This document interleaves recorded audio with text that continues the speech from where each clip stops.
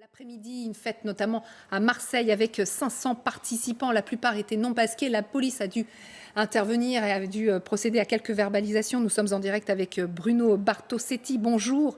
Vous êtes secrétaire national unité SGP Police FO. Que savez-vous de cette nouvelle fête clandestine ? Écoutez, comme vous, je découvre aujourd'hui, bien sûr, un événement très, très compliqué à gérer pour la police, hein. Nous, vous savez, ça reste des interventions assez ingrates parce qu'on sait aujourd'hui la difficulté qu'on peut rencontrer dans notre société avec ces confinements et ces interdictions, surtout chez les jeunes.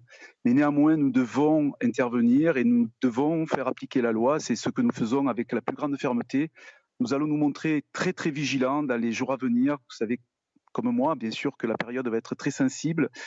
Beaucoup de jeunes et moins jeunes vont pouvoir se lâcher peut-être, mais nous n'allons pas manquer de fermeté, même si c'est toujours très difficile humainement d'intervenir, mais il y va de la santé de tous, bien évidemment. Vous parlez d'intervention ingrate, ce sont vos mots. Comment est-ce que la police peut Mhm. intervenir dans ces cas-là ? C'est-à-dire est-ce qu'elle peut pénétrer dans le domicile ? Est-ce qu'elle peut procéder à des interpellations, à des évacuations, ou c'est beaucoup plus limité que ça ?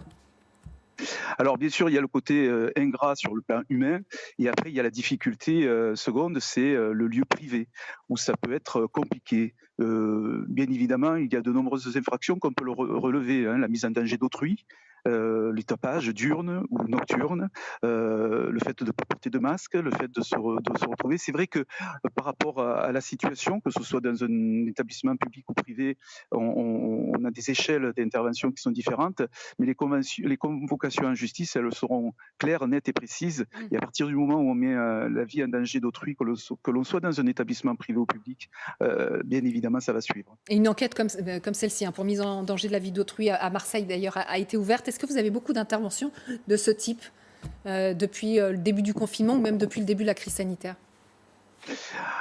Alors, ce sera toujours de trop. Nous considérons pour l'heure que ça reste trop, trop, trop important, bien évidemment, ce nombre de fêtes clandestines.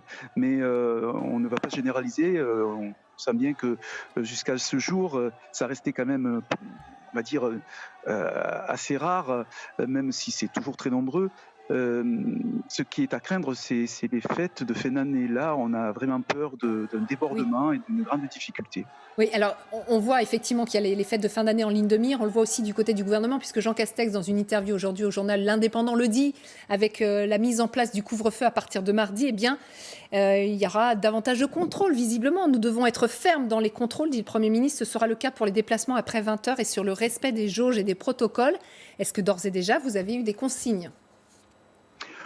Écoutez, là, les propos de notre Premier ministre et les notes de service internes sont clairs, hein, et nous allons les appliquer avec la plus grande fermeté, hein. C'est-à-dire que même s'il y a le côté humain qui nous tient à cœur aujourd'hui dans notre travail, on ne peut pas passer à travers ces consignes fermes à appliquer, et nous allons les mettre en place.